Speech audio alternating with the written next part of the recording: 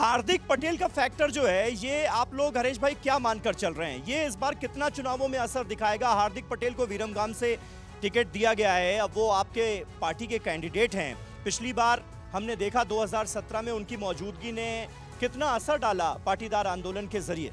जो गुजरात में पाटीदार आंदोलन हुआ था उसका लीडर हार्दिक पटेल था। तो अभी हार्दिक पटेल बीजेपी में है, इसलिए उसका असर तो होगा ही। वो बीजेपी को फायदा हार्दिक होगा। पटेल भी और अल्पेश ठाकुर भी। हाँ, अब तो उधर जिग्नेश मवानी रहे 3 लड़कों में सिर्फ। ले पार्टी को फायदा ही होगा हार्दिक पटेल से। ये आपकी पार्टी से मोह क्यों भंग हो रहा है युवाओं का? सोच रहा है आला नेतृत्व आपका कुछ? मोह नहीं भंग हो रहा है, फिर पर वो 2-3 चीज होती है।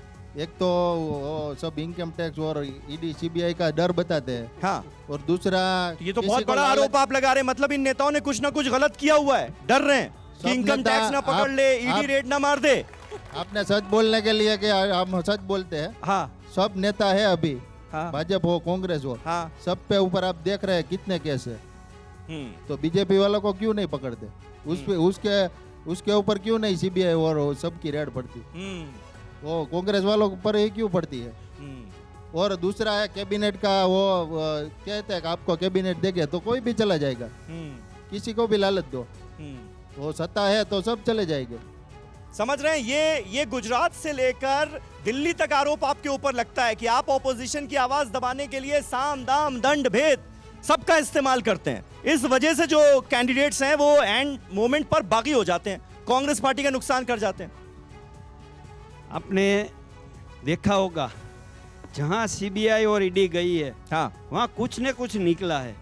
ले सरकार ने जो गुना करता है, भ्रष्टाचार करता है, उसके पर सीबीआई और ईडी जाएगी।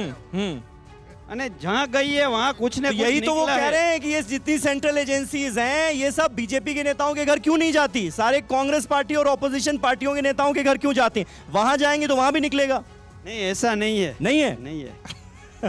चलिए धीरू भाई ये बताइए कि ये जो सेंट्रल जांच एजेंसियों के दुरुपयोग का आरोप लगाया जाता है, ऑपोजिशन की तरफ से लगाया जा रहा है, और इस बार तो अरविंद केजरीवाल भी, क्योंकि उनकी मौजूदगी ने ट्रायंगुलर बना दिया है पूरे मुकाबले को, और हम देख रहे हैं अरविंद केजरीवाल पर किस किस तरह के आरोप लग रहे हैं। वो एक सुकेश चंद्रशेखर है, वो जेल से चिट्ठियां लिख रहा है, अरविंद केजरीवाल पर आरोप लगा रहा है, उनके इस्तीफे की डिमांड तक कर रहा है, और गुजरात में उन आरोपों को भारतीय जनता पार्टी यूज करती हुई नजर आ रही है कि भाई देखो ये तो करप्ट पार्टी है, अपने आप को कट्टर ईमानदार कहते हैं। कुछ असर हो रहा है या हवा जो है वो कुछ अरविंद केजरीवाल के पक्ष में भी इस बार आपको नजर आ रही है गुजरात के? असर तो जरूर होगा, आपको देखिए, लेकिन उसका एंटी असर भी हो सकता है। आप देखो क्या होता है कि जिसके ऊपर आप ऐसे टॉर्चर करते हो तो लोकप्रिय भी हो जाता है ना लोगों में। हाँ। आप सोचिए, ऐसे देखते रहो उसका जो वोट बैंक थोड़ा थोड़ा कम होता जा रहा है। ऐसे करने से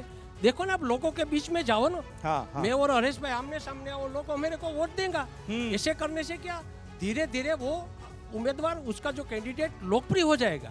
वो गलत बात हो रही है। अगर मैं आपसे ये पूछूं कि इस बार गुजरात में भारतीय जनता पार्टी के खिलाफ कांग्रेस पार्टी की जमीन पर मौजूदगी कम और अरविंद केजरीवाल की ज्यादा नजर आ रही है, तो क्या ये सही होगा? ये सही है।